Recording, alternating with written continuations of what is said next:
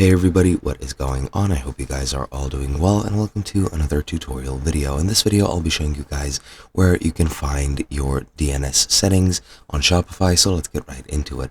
Now for this, you will need a Shopify premium domain, so you do need to purchase a domain through Shopify, which I myself have not done, so I won't be able to show you guys the exact appearance of the window. However, I'll be showing you guys where you need to go to find them, so let's get right into it.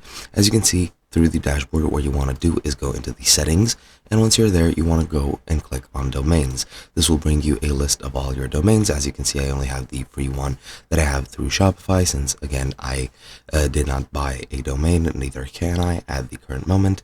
And now what you're going to want to do is just click on the domain you want. Usually it's going to be your primary domain, and as you can see, this is my primary domain for this store, so just click on that, and this is what it looks like because it is a free domain. However, if you had a premium or paid for domain, you would have your DNS setting or your domain settings button somewhere here, and you just click on that, and then afterwards go into DNS settings, and once you're done with that, that is basically all you need to do.